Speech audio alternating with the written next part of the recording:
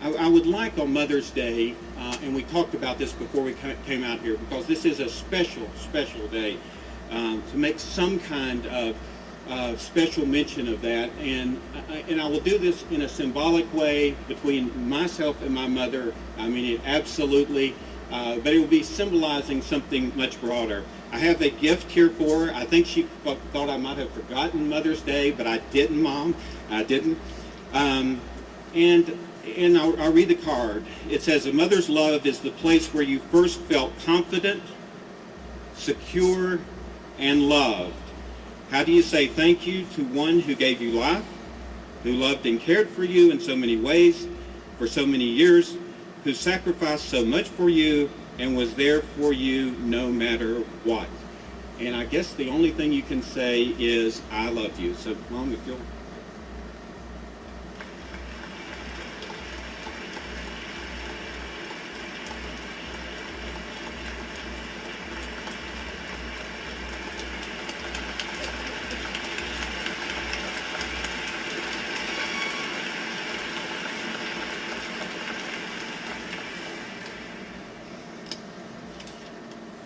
Students of the class of 2009, you've studied thousands of hours, you've taken thousands of exams, and you've passed the exams that counted. So you're here,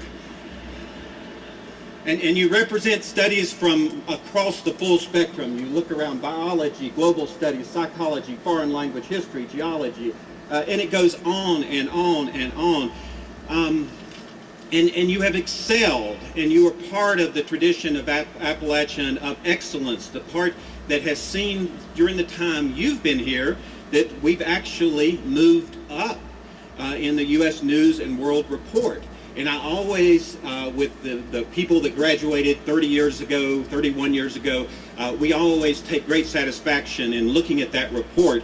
And it's very, very good to know that this class has continued and has improved on that. And what I would suggest to others is we want to keep moving in that direction, whether U.S. News and World Report, Kiplinger's magazine, 29th best nation, or best in the nation in public colleges and universities, and it goes on and on and on. The things that make Appalachian so great. And what I would say is the faculty. The faculty is one thing about Appalachian that is unique, is special. The caring relationship is something I will never forget. I can't go through all my professors now, but I can tell you that they have made a lifetime impression on me.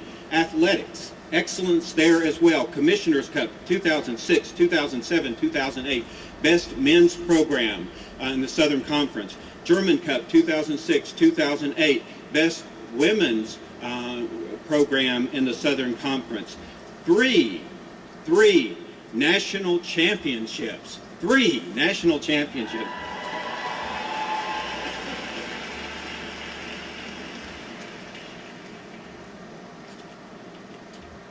And no other school in North Carolina has ever had a national championship in football, and Appalachian has done that 3 times. Isn't that incredible?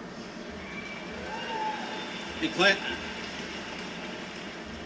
class of 2009, one thing that you've given us, whether you played on the team or supported the team, you gave us a moment in Appalachian history that is just going to live on forever. On September 1st, 2007, in Ann Arbor, Michigan, Appalachian beat Michigan.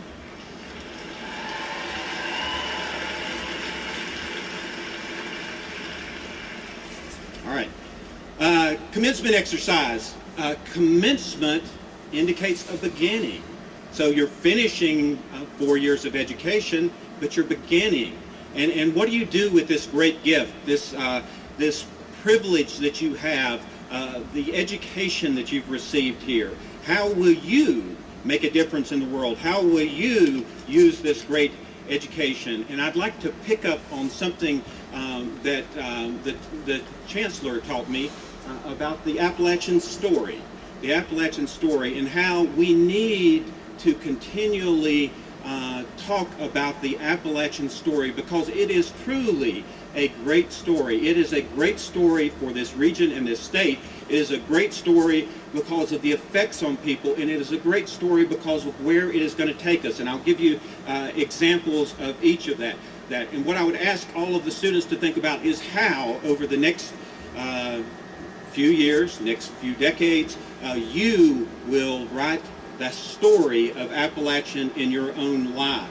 It's a story of our families, our communities, our state, our nation, and indeed the world. I'd like to talk about three Appalachian stories to begin with, and they're unique to my family, my grandmother, my mother, and myself, but it gives you an idea of the richness of the Appalachian story. In 1932, my grandmother, my mother's mother, Blanche Smith, graduated from Appalachian. And this first story will talk about what Appalachian means to this area. In the early 1920s, her family, my grandmother's family, lived near the Tennessee border in a place called Mabel. The schools only went to the 7th grade.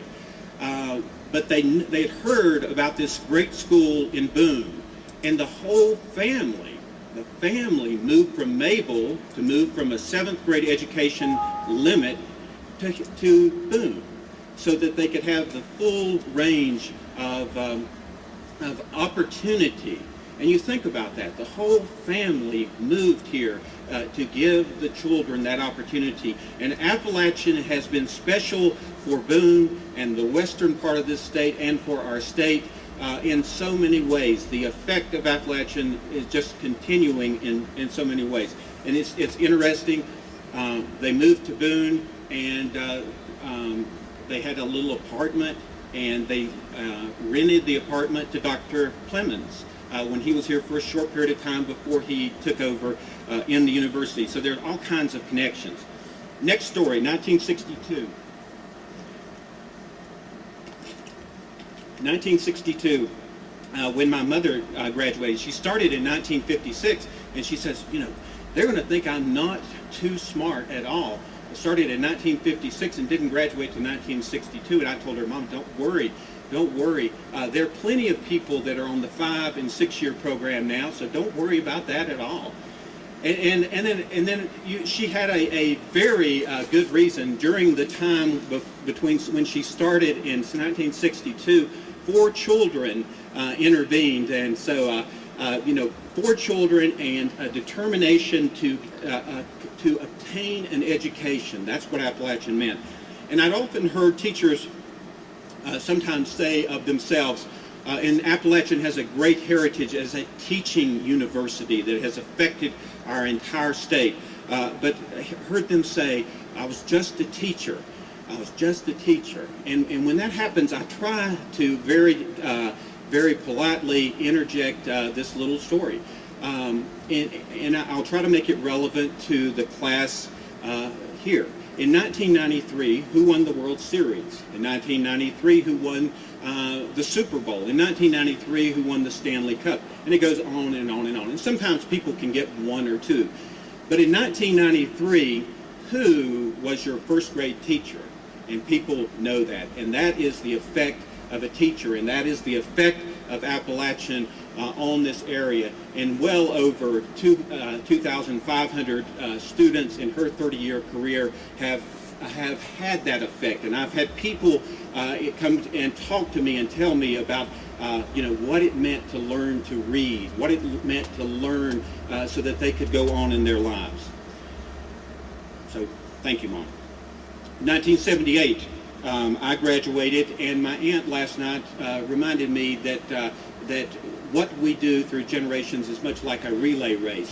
Certain things happen that set up other things in the future, and the baton was passed to me, and it has allowed me to do some pretty incredible things, surprising myself, and I'm just very, very fortunate. But I'm fortunate because of what this university did in terms of the opportunities that it made for my grandmother and what it did for my mother, And that university is still looking to the future.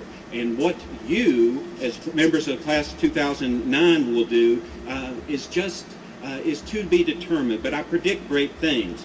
When the baton is passed to you, when you get it today, and you commence your future, what is the Appalachian story you are going to write? And they can be big, they can be small. And I'll give you one that's pretty big. In September of this past year, Captain Richie Cliff, a graduate of the Appalachian ROTC program, was here, or was with his family. Son had just been born. And then he deployed to Afghanistan to fight the Al-Qaeda and Taliban. And within 2 weeks of seeing his son, and this is a true American hero, airborne, Ranger, Special Forces, A-team leader, and all of those things mean excellence. Within 2 weeks, he was killed in Afghanistan. That's an Appalachian story as well. But just like there's some Appalachian stories that are just really, really big, there's some that are smaller but are just as important. And I noted that we're getting a new basketball coach. Buzz Peterson is returning to Appalachian, which is great news, and we all predict great things with that. But it gives me the opportunity to talk about a teammate of his, Michael Jordan. And Michael Jordan and Buzz Peterson played at Carolina together. And Michael Jordan went on to play for the Chicago Bulls. One game he scored 69 points. There was a player on his team named Stacy Keene. He scored 1 point. And so after the game, all the reporters came to Michael Jordan, tell us what it felt like, 69 points. Wasn't this, your best game, and so forth. And then some reporter decided they would go over and maybe have a little fun with Stacy Keene. He didn't score 69, he scored 1 point. And so this reporter goes over and, Mr. Keene, how's it feel to score 1 point? And Stacy Keene's response was, I'll never forget the night that Michael Jordan and I teamed up to score 70 points.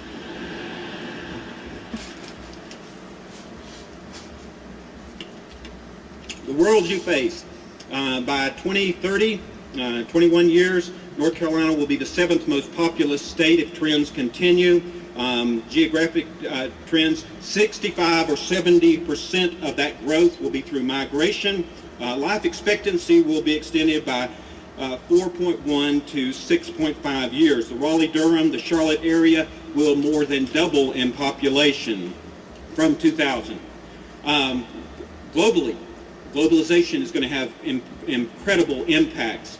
It is going to challenge all of us, failed states, ungoverned spaces around the world. What happened when there was no government in Afghanistan and allowing the Al-Qaeda to train and then operate. The rise of China, the rise of India, Brazil, other countries, competition for energy, all of these things. And one of the things that is clear, and I saw this quote that Charles Darwin said, it is not, the survival of the fittest is not the strongest. It's not necessarily the most intelligent, but it is the most adaptive.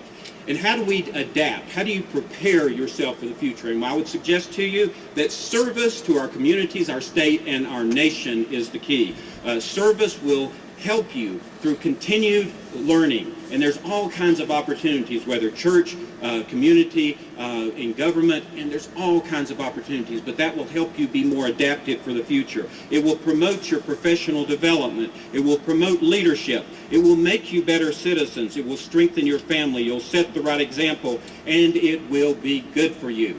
Service allows us to focus outward and not inward. It is good for us in so many ways, and it is fun. So I predict great things for the class of 2009. I believe that the story of Appalachian will continue, and how that story develops and emerges will be up to each of you. But I predict great things. And now for the words that you've waited for.